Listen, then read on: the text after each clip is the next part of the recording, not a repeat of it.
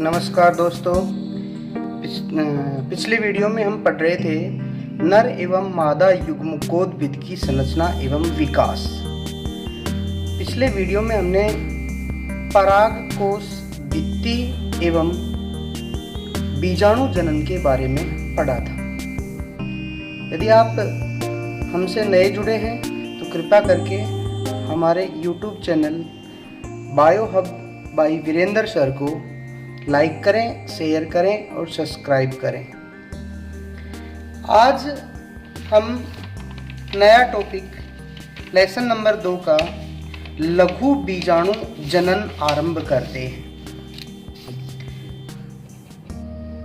लघु बीजाणु जनन। लघु बीजाणु जनन किसे कहते हैं? कल अपन ने पढ़ा था कि ये एक लघु बीजाणु धानी की संरचना है। ये परागकोश की संरचना है, इसमें ये लघु बीजाणु धानियां हैं। ये लघु बीजाणु धानियों में पाई जाने वाली बीजाणु जन कोशिकाएं, ये बीजाणु जन कोशिकाएं हैं। ये शुरुआती में तो समसूत्री विभाजन करके अपनी संख्या बढ़ाती हैं, अर्थात लघु बीजाणु मात्र कोशिकाएं निर्माण करती हैं। अब ये लघु बीजाणु मात्र कोशिकाएं अर्धसूत्री विभाजन द्वारा क्या बनाती हैं? लघु बीजाणुओं का निर्माण करती हैं। अर्थात कहने का मतलब है लघु बीजाणु मात्र कोशिका। अगर परिभाषा के रूप में लिखें, लघु बीजाणु मात्र कोशिका द्वारा अर्धसूत्री विभाजन से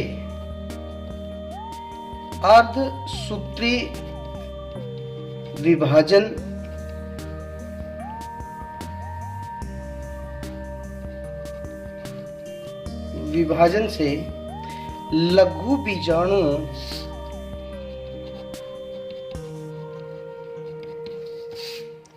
के निर्माण की क्रिया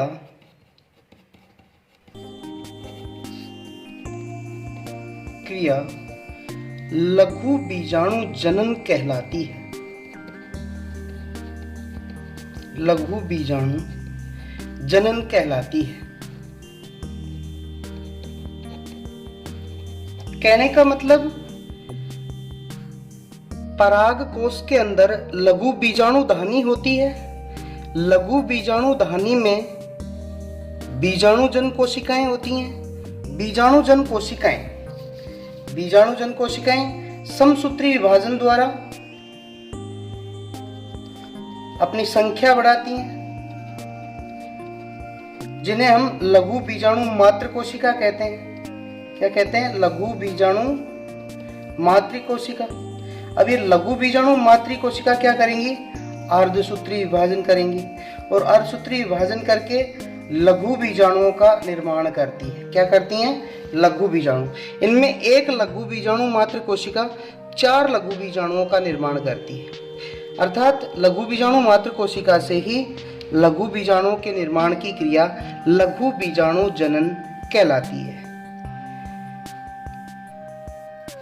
अब हम बात करें, अब ये जो 4 लघु बीजाणु बनेंगे एक लघु बीजाणु मात्र कोशिका से, ये 4 लघु बीजाणु एक चतुष्क के रूप में व्यवस्थित हो जाते हैं। यानी चारों एक चतुष्क के रूप में व्यवस्थित हो जाते हैं। ये चतुष्क 5 प्रकार से बनता है। कितने प्रकार से? 5 प्रकार का बनता है चतुष्क स्थिति के आधार पे। पहली स्थिति होती है चतुष्फलकी।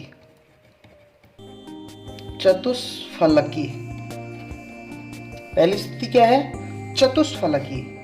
इसमें एक ओर से देखने पर केवल 3 लघु बीजाणु दिखाई देते हैं।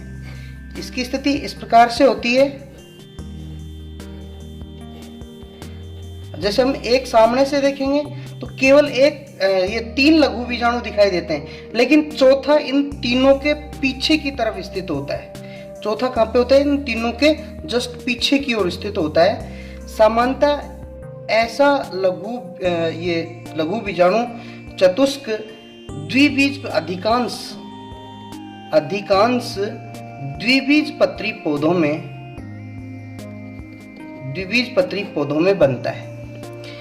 दोबारा समझिए, लघु बीजाणु जो चतुष्क बनता है, अर्थात एक लघु बीजाणु मात्र कोशिका से 4 लघु बीजाणु बन रहे हैं। अब ये चारों लघु बीजाणु इस प्रकार से व्यवस्थित होते हैं और अलग अलग प्रकार की 5 प्रकार की संरचना बनाते हैं, जिसमें हमने पहले पढ़ी चतुष्फलकीय। इसमें क्या होगा, सामने से देखेंगे तो केवल हमें 3 ही लघु बीजाणु दिखाई देते हैं, लेकिन चौथा लघु बीजाणु इनके पीछे की ओर स्थित होता है। अधिकांश द्विबीजपत्री पौधों में लघु बीजाणु चतुष्क किस प्रकार का होता है, चतुष्फलकीय प्रकार का। दूसरा टाइप होता है समद्विपार्श्विक।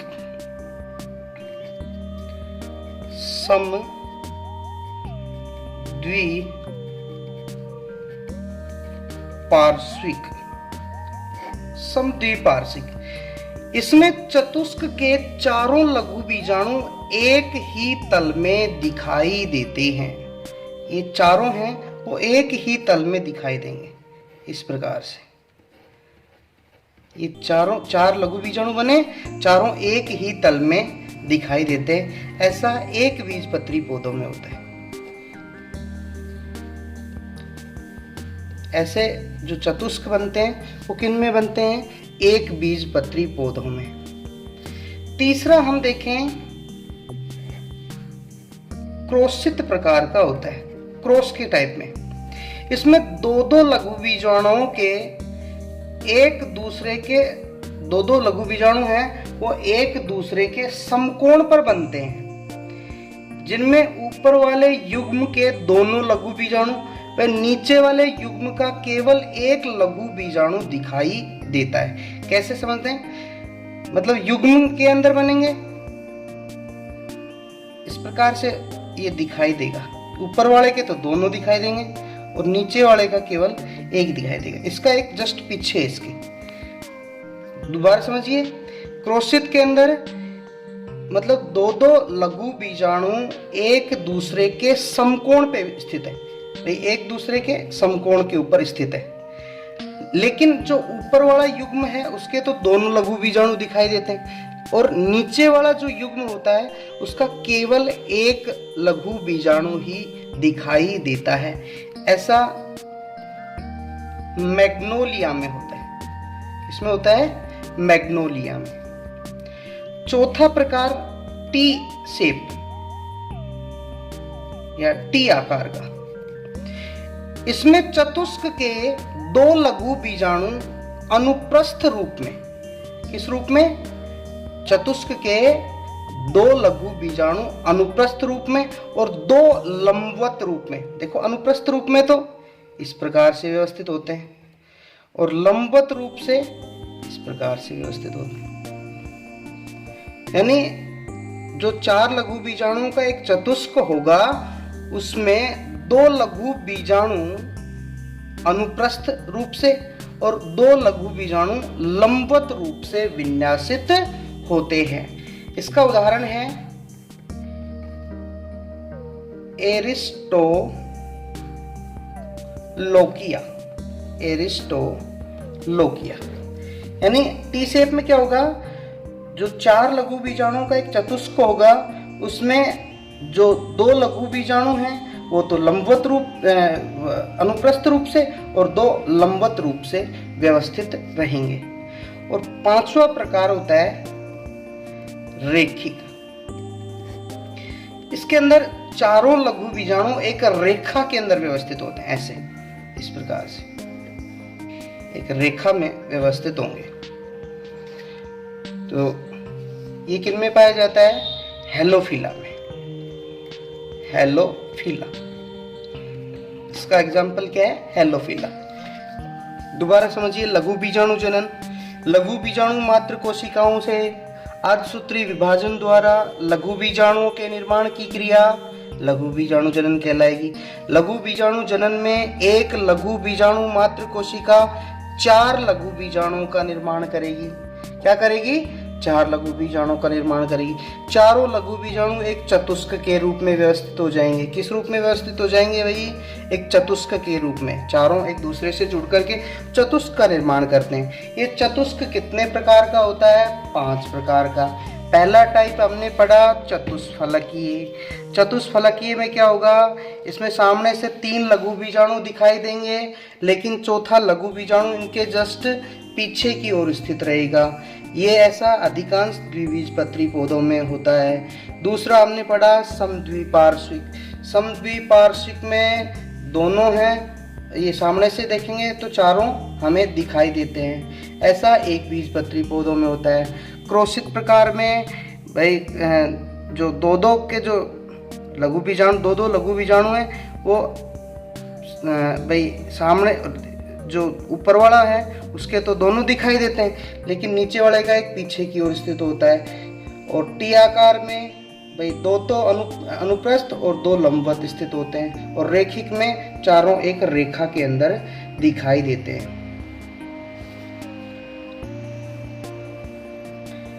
हाँ भाई, अब नेक्स्ट देखते हैं कि चतुष्क के चारों ओर, अब ये चतुष्क है, ये चारों ओर से मुक्त हो जाए। चतुष्क है, जैसे ये अलग अलग हो गए, चतुष्क है चारों ओर से मुक्त होकर के एक गोलाकार संरचना बनाएगा। इस तरह से गोलाकार संरचनाएं बनाता है। अब ये गोलाकार संरचनाएं क्या कहलाती हैं? अब इनको हम परागकण बोलते हैं। क्या बोलते हैं? लघु बीजाणु चतुष्क बना है, अब ये लघु बीजाणु चतुष्क आगे चल करके गोलाकार संरचना बनाता है। इस गोलाकार संरचना को क्या कहते हैं? हम परागकण कहते हैं। कुछ पादपों में परागकण आपस में मिलकर के एक विशिष्ट संरचना, कुछ पौधों में क्या है? परागकण आपस में मिलकर के, ये आपस में जुड़ करके, इस तरह से जुड़ करके आपस में मिलकर के एक विशिष्ट संरचना किसका निर्माण करते हैं? पराग पिंड का निर्माण करते हैं। पराग पिंड का निर्माण करते हैं, जिसे हम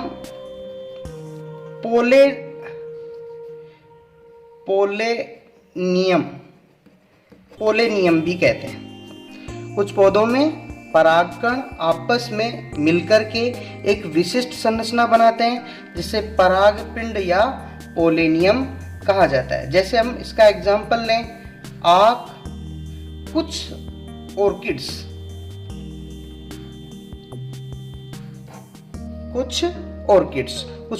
में क्या होता है?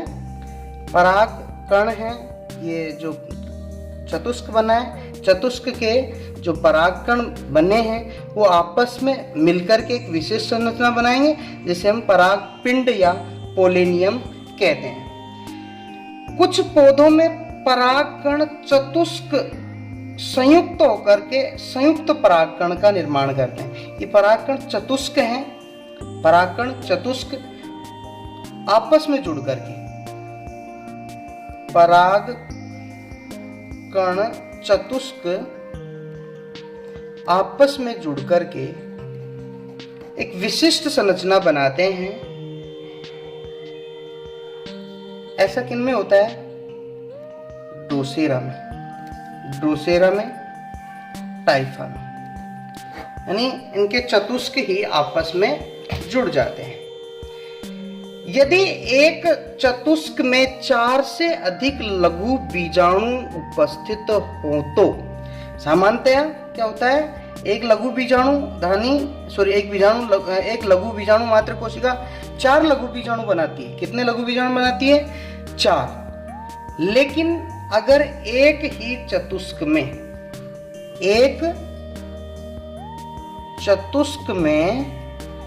4 से अधिक लघु बीजाणु उपस्थित हों, 4 से अधिक लघु बीजाणु उपस्थित हों, तो इस अवस्था को हम बहुबीजाणुकता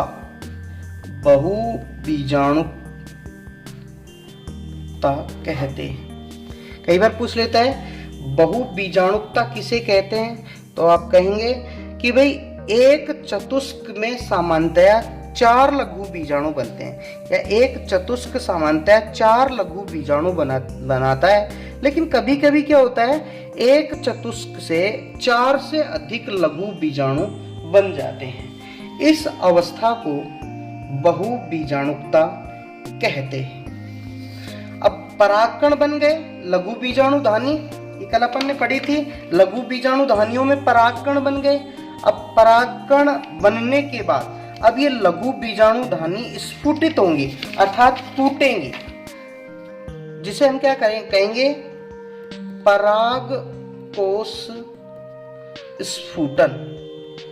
क्या बोलेंगे हम, परागकोश स्फुटन। अर्थात हम कह सकते हैं परिपक्व परागकोश की भित्ति के फटने की क्रिया।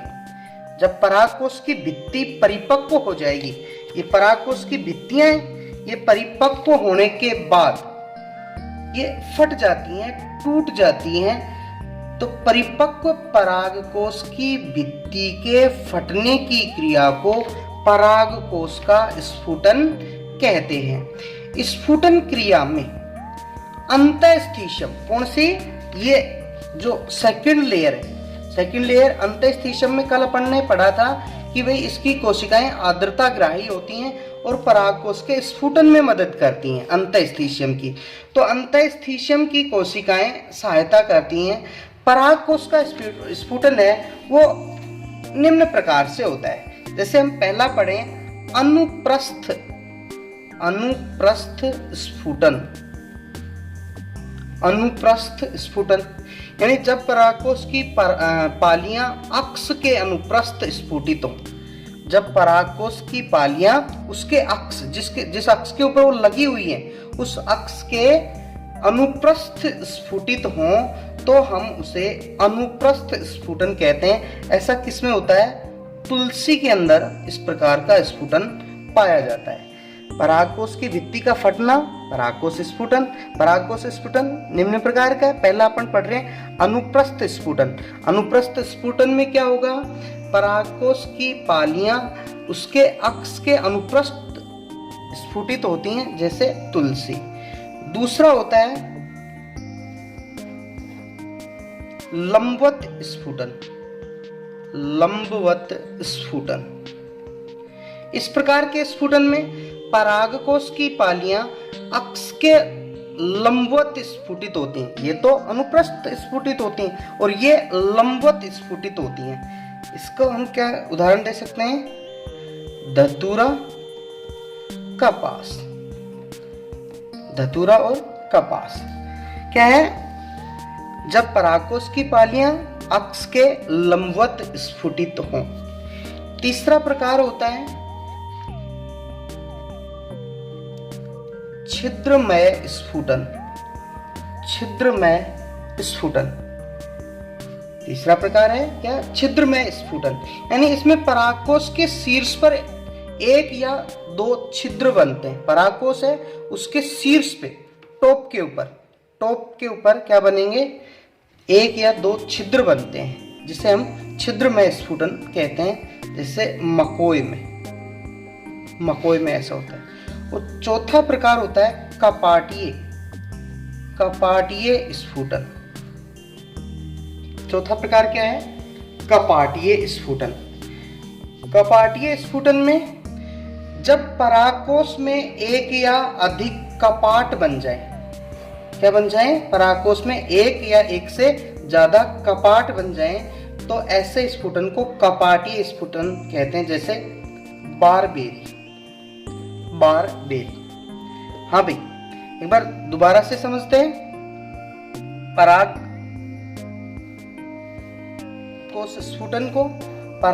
स्फुटन यानी परागकोश भित्ति का परिपक्व होने के बाद फटना ही परागकोश स्फुटन कहलाता है। परागकोश स्फुटन 4 प्रकार के हैं। अनुप्रस्थ स्फुटन यानी जब परागकोश उसके अक्ष के अनुप्रस्थ स्फुटित हो, परागकोश की जो पालियां हैं उसके अक्ष के अनुप्रस्थ स्फुटित हो तो उसे अनुप्रस्थ स्फुटन, जैसे तुलसी में होता है। परागकोश की पालियां उसके अक्ष के लंबवत स्फुटित हो तो उसे क्या कहेंगे, लंबवत स्फुटन। ऐसा धतूरा और कपास में होता है। तीसरा छिद्रमय स्फुटन। छिद्रमय स्फुटन यानी परागकोश पालियों के शीर्ष के ऊपर क्या बनेगा, एक या एक से अधिक छिद्र बनते हैं और छिद्र के जरिए क्या होता है, परागकणों का बाहर निकलना होता है, जैसे मकोए में। चौथा हम पढ़ रहे कपाटीय स्फुटन। कपाटीय स्फुटन यानी जब परागकोश में एक या एक से अधिक कपाट बन जाएं, तो इसे हम क्या कहेंगे, कपाटीय स्फुटन। ऐसा किसमें होता है, बारबेरी में। नेक्स्ट टॉपिक अब लेते हैं हम, नर युग्मकोद्भिद। नर युग्मकोद्भिद, नर युग्मकोद्भिद यानी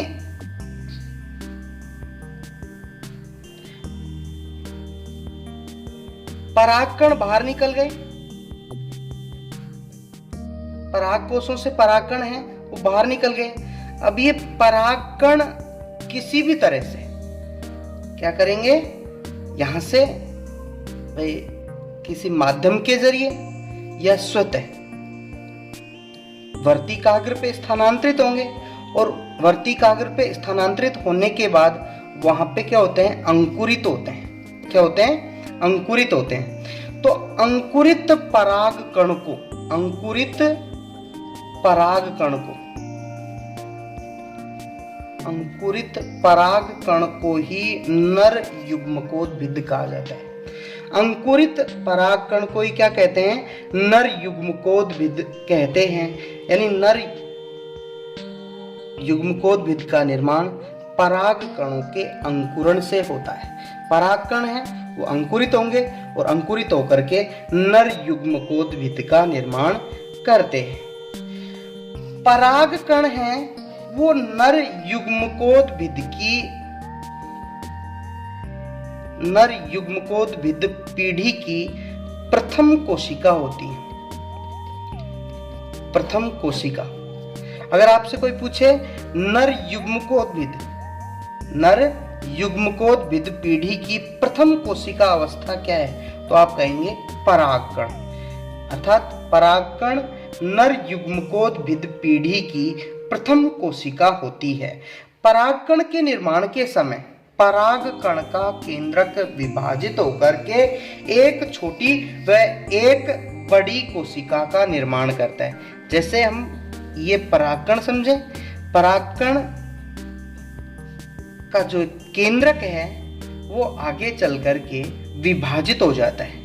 क्या हो जाता है, टूट जाता है दो भागों में, और एक तो आकार में बड़ी और एक आकार में छोटी, एक आकार में बड़ी व एक आकार में छोटी कोशिका का निर्माण करता है। बड़ी कोशिका को हम कायिक कोशिका, बड़ी कोशिका को क्या, कायिक कोशिका, और छोटी कोशिका को जनन कोशिका कहते हैं।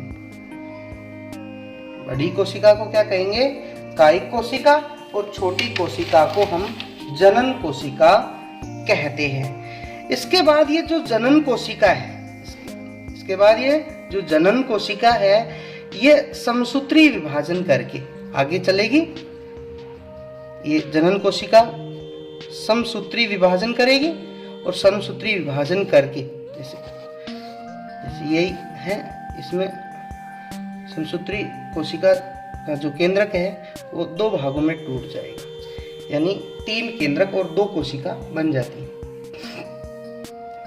ये इन दोनों को हम क्या कहते हैं, नर युग्मक कहते हैं। दोबारा समझो, अंकुरित परागकण को नर युग्मकोद्भिद कहा जाता है, या नर युग्मकोद्भिद अंकुरित परागकण कहलाता है। परागकण है वो नर युग्मकोद्भिद की प्रथम कोशिका होती है। परागकण आगे चल करके 2 भाग, परागकण का जो केंद्रक है वो 2 भागों में विभाजित होकर के एक तो आकार में बड़ी और एक आकार में छोटी 2 कोशिकाओं का निर्माण करता है। बड़ी कोशिका को हम कायिक कोशिका और छोटी कोशिका को जनन कोशिका कहते हैं, और जनन कोशिका का केंद्रक समसूत्री विभाजन के करके 2 नर युग्मक बनाता है। क्या बनाता है, 2 नर युग्मक बनाता है। अब हम परागकण की संरचना पढ़ते हैं।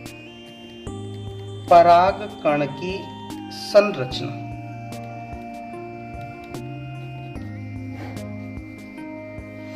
परागकण है वो एक कोशिक एक केंद्र की अगुणित लगभग गोलाकार संरचना है। परागकण शुरुआती दौर में देखें तो परागकण शुरुआती दौर में क्या है, एक कोशिक अगुणित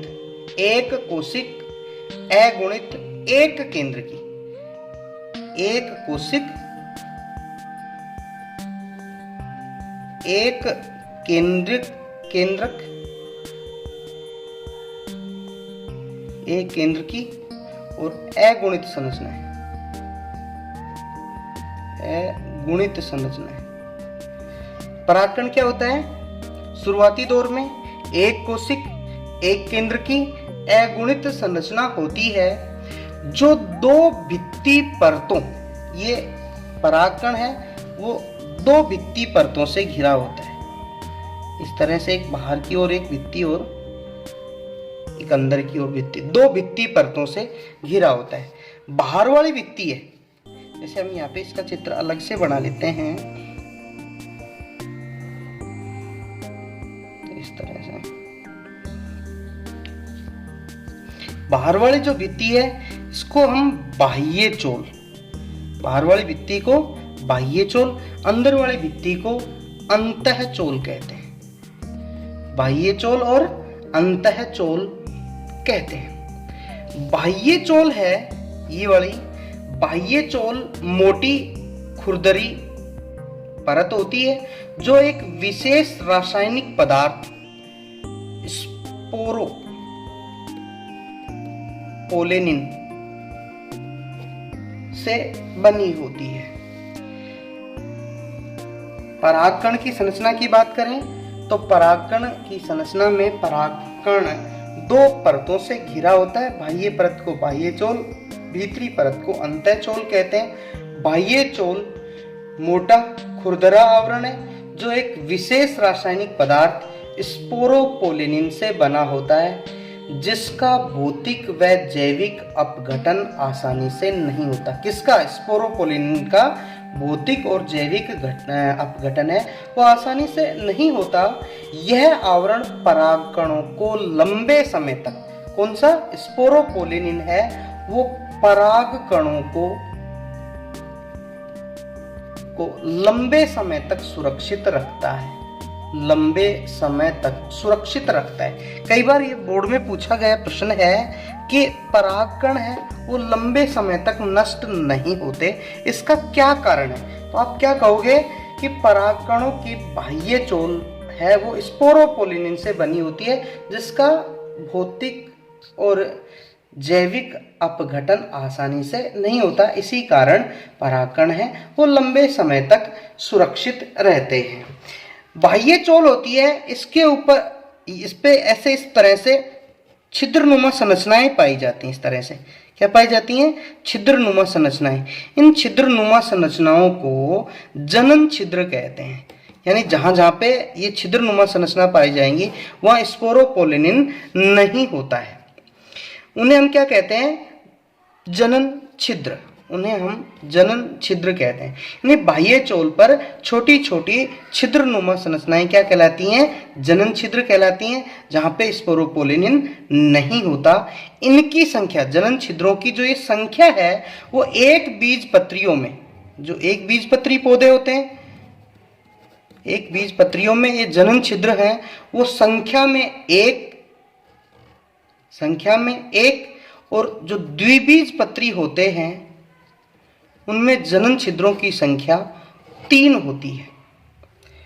जनन छिद्रों जहां जहां बाह्य चोल नहीं होती, स्पोरोपोलिनिन नहीं होता, वहां पे छिद्रनुमा संरचना पाई जाती है जिनको जनन छिद्र कहते हैं। एक बीजपत्रियों में जनन छिद्रों की संख्या 1, द्विबीजपत्रियों में जनन छिद्रों की संख्या 3 होती है। इन्हीं जनन छिद्रों से, ये जो जनन छिद्र हैं इन्हीं से क्या बनती है आगे चल करके, ये अंतः चोल है वो पराग नलिका बनाती है। क्या बनाती है? पराग नलिका बनाती है। अब सेकंड पढ़ें, अंतःचोल। अंतःचोल, अंतःचोल है वो पतला, कोमल, झिल्ली में आवरण है, जो किससे बना होता है? पैक्टीन एवं सेल्यूलोज से बना होता है। सेल्यूलोज से बना होता है, पैक्टीन और सेल्यूलोज से बना हुआ है। अब हम बात करें कि कीट परागित पुष्पों के पराग कणों की सतह पर, जो कीट परागित पुष्प हैं उनके पराग कणों की सतह पर एक तेलीय पदार्थ, ऐसे तेलीय पदार्थ लगा होता है या तेलीय पदार्थ की परत पाई जाती है, जिसे हम पोलेन किट कहते हैं। क्या कहते हैं? Pollen kit. अगर आपसे पूछे पोलेन किट क्या है तो आप क्या कहोगे कि अधिकांश कीट परागित पुष्पों के पराग कणों पर एक तेलीय परत पाई जाती है, जिसे हम पोलेन किट कहते हैं, जो पराग कणों को क्या करता है? विशेष रंग, गंध एवं चिपचिपापन प्रदान करता है। चिपचिपापन प्रदान करता है। एक बार दोबारा से देखते हैं परागकण की संरचना के बारे में।